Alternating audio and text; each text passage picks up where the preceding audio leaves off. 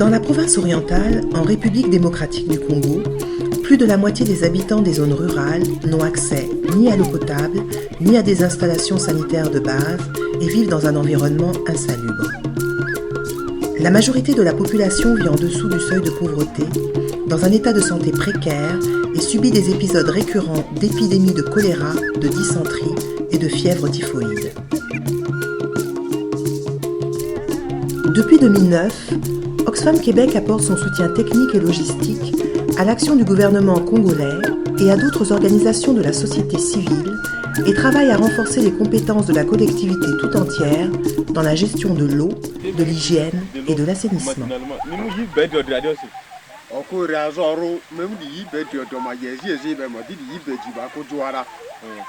La maman est malade, comme ça, comme elle a d'autres occupations, il fait la réserve d'eau à domicile. Je suis le chef de base d'Ariwara. En fait, au niveau d'Oxfam, nous avons deux volets. Dans le cadre de cet accompagnement, Oxfam apporte une certaine expertise. Nous avons une expertise dans la promotion de l'hygiène, nous avons aussi une expertise dans l'ingénierie. En voyant les points d'eau, on voit les dénivelés, la position géographique du milieu, la terre, les reliefs qu'on sort. On doit faire la fouille. La fouille, c'est-à-dire on doit rechercher les vraies émergences, les nerfs, les filets d'eau, d'où vient l'eau dans le bon sol. Dès que tout est fait, on fait un mur de retenue, mur de captage, tout en voyant long terme, et on positionne les tuyaux d'alimentation et les tuyaux de trop-plein. Parfois, sur le débit, parce qu'on doit checker le débit, on peut poser deux tuyaux quand on fait les essais. On met un tuyau de trop-plein et un tuyau d'alimentation, et que l'eau est beaucoup jusqu'à ce que la chambre est trop surchargée, on se décide de mettre deux ou trois tuyaux selon les débits.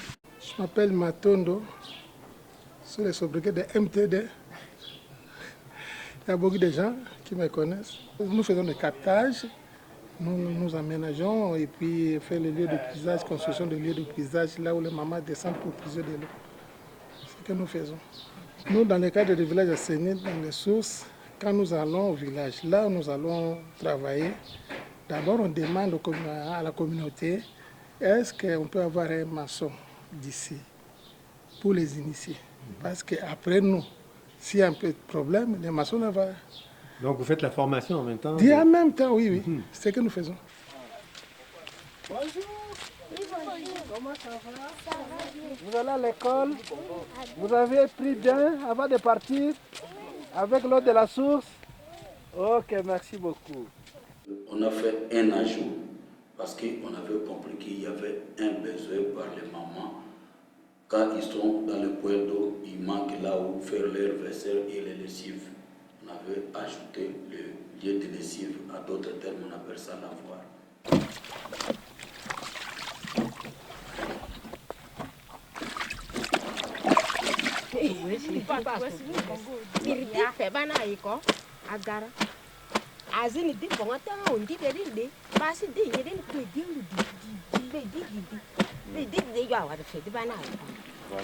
L'avantage de l'avoir est que ça évite la lombalgie. Vous êtes naturel debout, vous avez l'habit, vous frottez ça ici. Mais avant, c'était par terre, on était fatigué. Pour le moment, on s'était debout, on est à l'aise. C'est ça l'avantage de l'avoir qu'elles ont trouvé. Bandi bineria.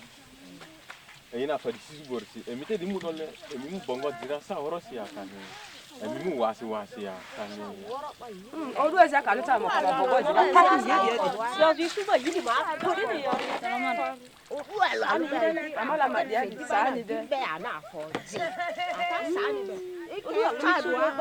a pour les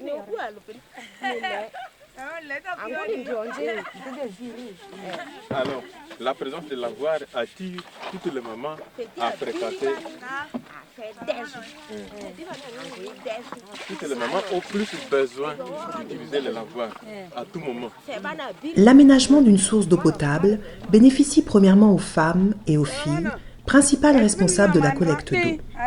C'est pourquoi les femmes seront sondées sur leurs besoins spécifiques lors des enquêtes CAP et contribueront à la définition et à la configuration des ouvrages. Les hommes aussi seront sensibilisés à l'importance de leur rôle dans la participation communautaire. L'eau n'est pas seulement la responsabilité des femmes et des enfants. Avant la certification, il y a nos équipes de sensibilisation qui passent au niveau des ménages et les sensibilisent. Ils les sensibilisent de sorte que chaque ménage ait une latrine hygiénique. Au niveau de la latrine, il y a un dispositif pour se laver les mains. Le dispositif comprend normalement un bidon avec de l'eau. On y met aussi de la cendre ou le savon. Et les ménages doivent avoir normalement aussi un trou à ordures. Donc tout ce qu'il y a comme déchets ménagers, on vient les mettre dans le trou à ordures. Je voulais vous montrer ici avec les amis, parce que l'autre fois on parlait d'une latrine hygiénique. Donc ça c'est pratiquement une latrine hygiénique. Comme vous le voyez, il y a un couvercle. Bien sûr, on a essayé de mettre là-dessus de la cendre. Il n'y a pas de mouches, il n'y a pas d'odeur, il n'y a pas des excréments à côté. Alors, c'est là. Voilà les enseignements qu'on a pu donner au ménage. La notion de la latrine hygiénique, c'est un peu ça. Donc, voilà une latrine hygiénique. Je voulais aussi vous montrer ça. La signification de ce truc ici. Oui.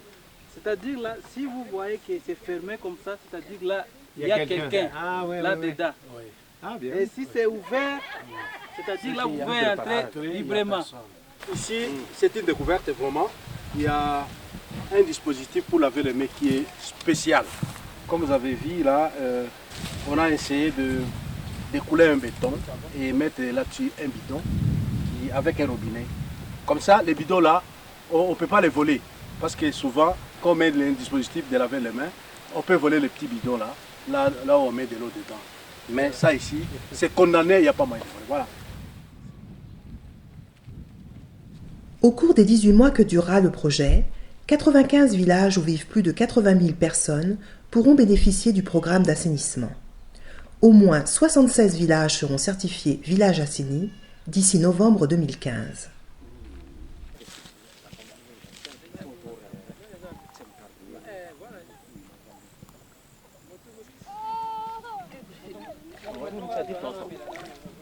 Comme on est en train d'observer, ça c'est la source non aménagée. Comme la source n'est pas aménagée, la population est obligée de la consommer telle qu'elle est.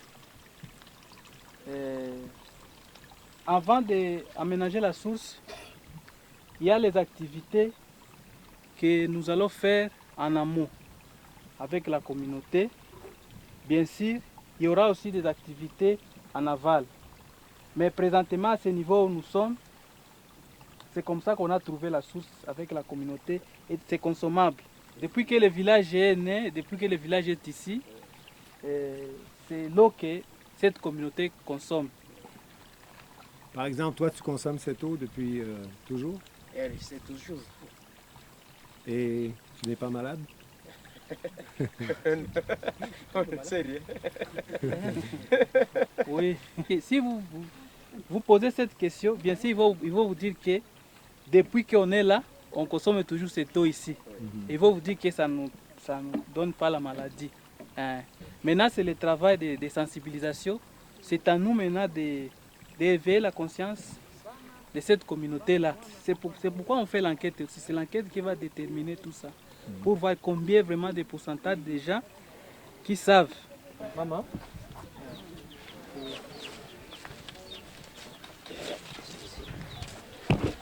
Bon, maman, na ndako na biso awa na ndako na yo, oki koyebisa biso moza bato boni kati ya ndako ni motie basi.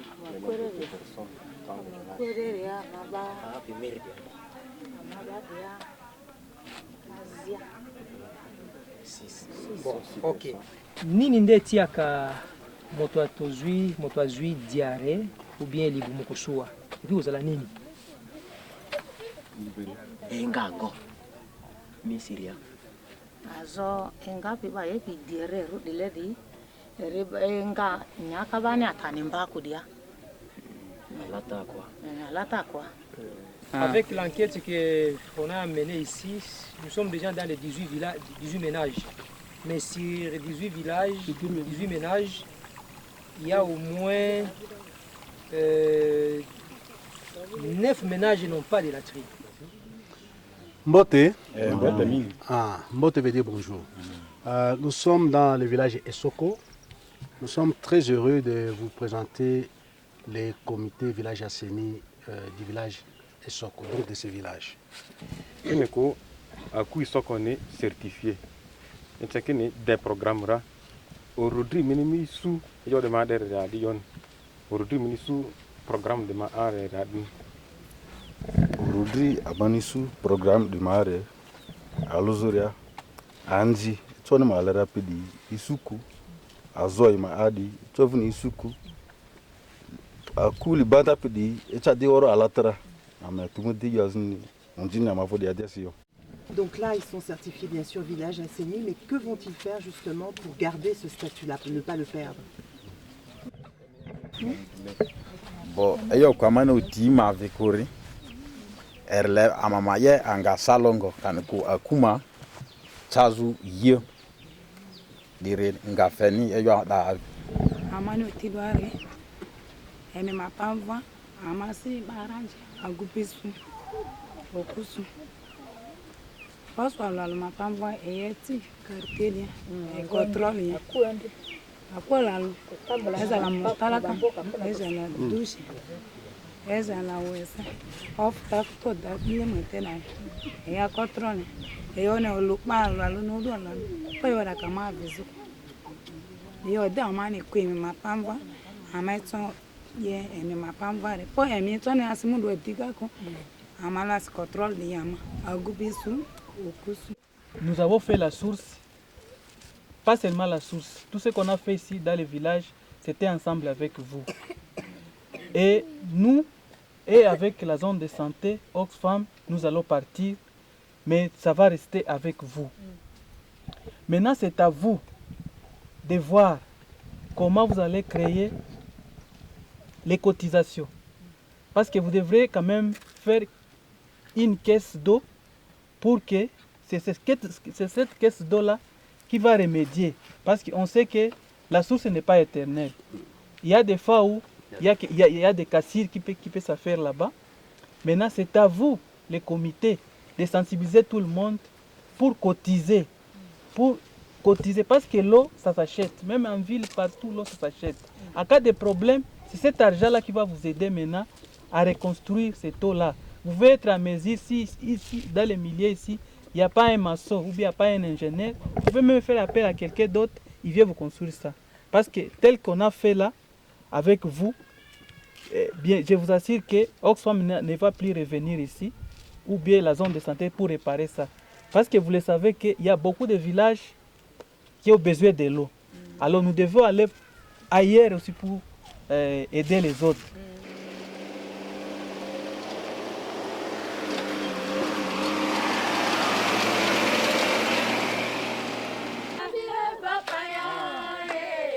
La promotion, la défense et l'élaboration de pratiques de développement en matière de droits des femmes et d'égalité des genres est un enjeu primordial dans le travail des coopérants volontaires. Donc pourquoi Fonds de développement durable? Aussi, ce FDD a permis d'appuyer 20 groupements de femmes dans la mise en place d'activités génératrices de revenus pour pouvoir cotiser à la caisse d'eau. Il faut savoir que toutes les infrastructures qu'Oxfam met en place, à un moment donné, elles vont être brisées, il va falloir les rénover, les réparer, les améliorer, et il faut que la communauté ait les moyens de le faire. Donc, des moyens, c'est des ressources financières. On implique les femmes et aussi que les femmes puissent avoir des ressources financières, puissent pouvoir les contrôler et puissent pouvoir aussi avoir un poids dans la décision, dans toutes ces actions qui sont mises en place par la communauté.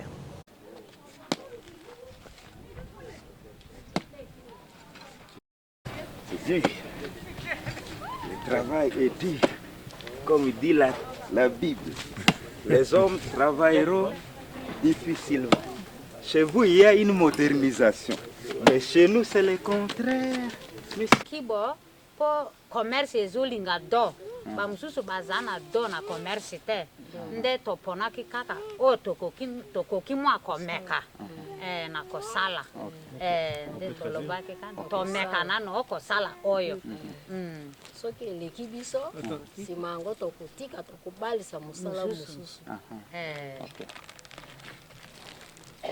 La première question, c'était de savoir pourquoi ils ont choisi ces projets ou ces activités de fabrication de briques. Donc, pour les mamans, il y a plusieurs activités. Il y a des activités de commerce, il y a des activités de culture maraîchère, etc. Mais elles devaient choisir une activité là où elles pouvaient se retrouver plus facilement. C'est comme ça qu'elles ont choisi la fabrication de briques. Et ils vont voir comment ça va marcher. Si ça marche très bien, ils vont continuer avec ça. S'ils trouvent que ça ne marche pas, ils pourront changer une autre activité.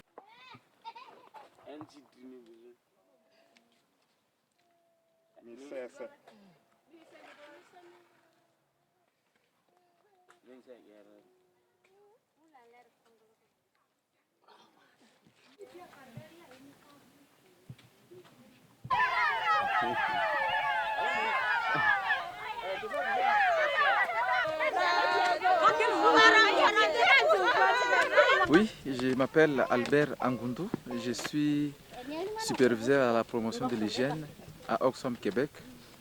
Et nous travaillons dans le cadre du programme Village et École Asseni. On avait aussi incorporé le projet qu'on appelle FDD, c'est que Fonds de développement durable.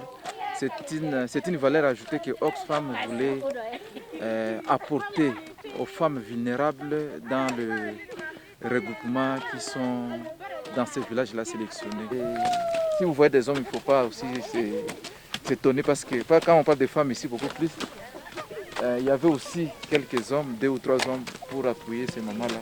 Parce que comme là où il y a des travaux lourds, on avait planifié aussi à ce qu'il y ait des hommes comme main d'œuvre pour appuyer les mamans. Spécialement ce qui concerne, comme vous voyez ici, les tracés, arranger, drainer l'eau qui est là. Pour une femme, ce serait un peu difficile. L'homme l'a utilisé comme une main d'œuvre dans ces programmes ici. Donc école et village Asseni, grosso modo, c'est l'hygiène-assainissement. Et le FDD, vraiment intégrer là-dedans toutes les questions de genre. Donc des formations, des ateliers de réflexion sur la question du partage des tâches hommes-femmes. Donc qui va chercher l'eau, qui contrôle les ressources à la maison.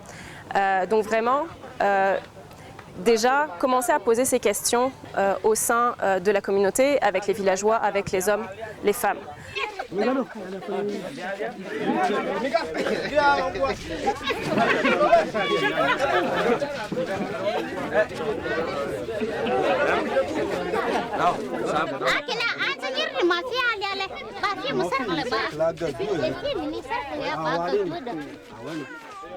Les petits enfants ne se laissent pas, ils veulent être à l'intérieur.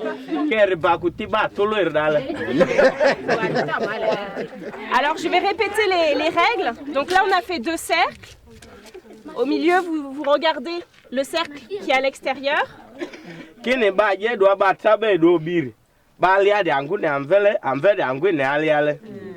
Alors on va lancer la musique. Vous dansez, vous pouvez vous déplacer. Alors ici à l'extérieur, on va aller dans ce sens-là. On danse, hein. Oui. Et le groupe qui est au milieu, il danse aussi, mais il va tourner dans ce sens-là. Ok?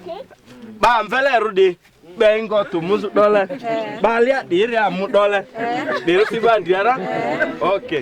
Si ta femme veut travailler,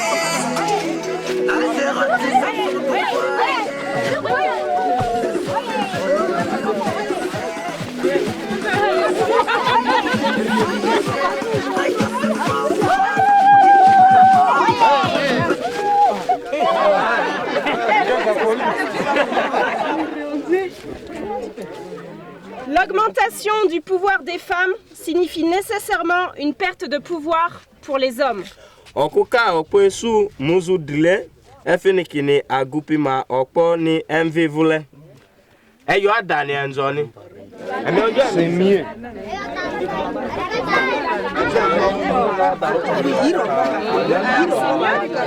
Comment ça?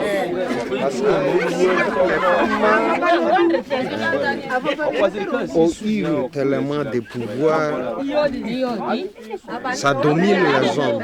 Ça domine les hommes. À cause d'orgueil. À cause de quoi? À cause d'orgueil des femmes. De l'orgueil. Yes. Donc quand les femmes prennent le pouvoir, elles prennent le pouvoir sur les hommes. C'est ça? Oui. Donc c'est toujours une balance. C'est une balance. Quelques-unes des femmes en prennent bien. Mais les autres, pour question d'orgueil, évoluent mal. Et vous, madame, qu'est-ce que vous en pensez?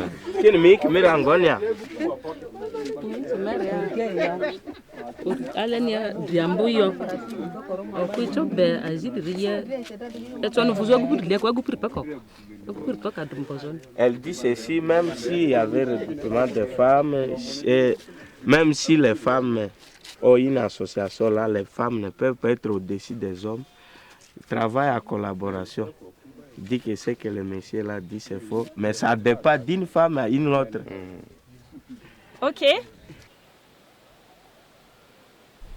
Par la sensibilisation, l'implication des femmes et des filles dans le comité de gestion et la prise de décision collective, l'accompagnement de proximité, l'apprentissage des outils de suivi et la formation technique d'ouvriers dans la communauté, Oxfam Québec veut assurer la pérennisation et la durabilité du projet.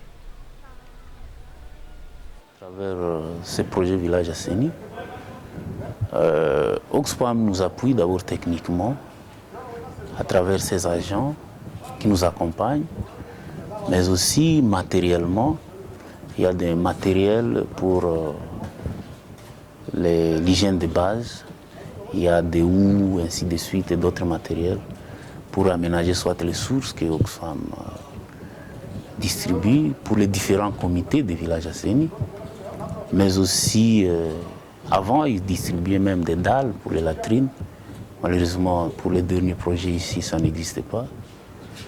Et même au bureau central, à un moment donné, Oxfam nous a appuyés avec des carburants pour permettre la mobilité de l'équipe cadre sur terrain. C'est à peu près ça les réalisations de Oxfam. Est-ce que vous pensez qu'il y a des choses à améliorer par rapport à cette collaboration avec Oxfam? Bon, les éléments qu'on peut améliorer en rapport avec la collaboration avec Oxfam. À un moment donné, Oxfam ne nous appuyait plus en carburant. Je pense que cela nous avait beaucoup limité. Cela ne nous a pas permis d'être trop mobiles sur terrain. Je pense que c'est un élément vraiment qu'il faut améliorer. Et puis, je ne sais pas si les conditions financières pourront le permettre. Je me souviens vers les années 2012, Oxfam avait même distribué des dalles pour la construction de latrines et ça avait beaucoup mobilisé la population. Mais depuis un certain temps, c'est comme si les conditions financières n'ont pas permis à ce qu'on puisse distribuer les dalles à toute la population des villages concernés. Et je pense que si on pouvait encore entrer dans ces systèmes, en fait, si les moyens le permettent, quoi, je pense que ça serait aussi une bonne chose. Ça pourrait contribuer davantage pour sensibiliser la population, à améliorer les conditions d'hygiène de base et surtout les latrines en particulier. Par rapport au projet Asseni, comme on disait, il y a eu une diminution des maladies hydriques. Oui. Est-ce que vous pourriez nous donner des chiffres par rapport à ça? Bon, des chiffres, malheureusement, je n'ai pas ça en tête. On a réalisé une enquête. Dans les villages déclarés, certifiés. Évidemment, il y a plus de 80% de la population qui avait accès déjà à l'eau potable. Plus de 80% de la population dans les villages concernés connaissait les mesures d'hygiène de base.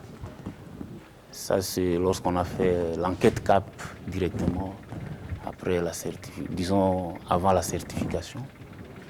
Mais lorsqu'on a fait encore une autre enquête, ça c'est une année, 2 ans après la certification, et on a constaté qu'il y avait relâchement de certaines mesures, telles que l'hygiène des latrines, par exemple, disons l'entretien des latrines. Pendant la certification, c'était plus de 80%, mais 2 ans après, ça avait régressé un peu. Je pense, si j'ai une bonne mémoire, c'est dans les 60 à 65, au lieu de plus de 80%, comme la norme demandée. Je pense, pendant la certification, lorsqu'on accompagne, lorsqu'on est en plein processus, là, la population semble mordre facilement aux différents enseignements, mais est-il que lorsqu'on a certifié, il faut encore des visites de suivi pour que le village puisse maintenir son statut assaini. Mais depuis un certain temps, on constate que lorsque les villages sont certifiés, si les visites sur terrain ne sont pas régulières, souvent il y a un relâchement. Une fois Oxfam parti, pendant que Oxfam est là ou même après, s'il y a un problème, c'est dans cette caisse-là qu'ils doivent puiser pour faire des petits travaux. Ils peuvent faire appel même à un ingénieur. Ils peuvent payer un tuyau.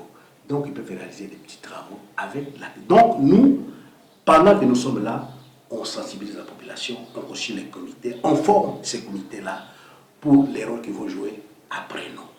Donc après que le projet est terminé, après que les projets soient terminés, les restes, c'est entre les mains de la zone de santé qui continue à faire les suivis. Mais néanmoins, nous, notre travail, c'est pendant qu'on est là, à sensibiliser les gens, à les former, à continuer avec une caisse, et c'est maintenant à être cotisé, et après nous, à la zone de santé, sous la supervision d'ICA et de la à faire les suivis.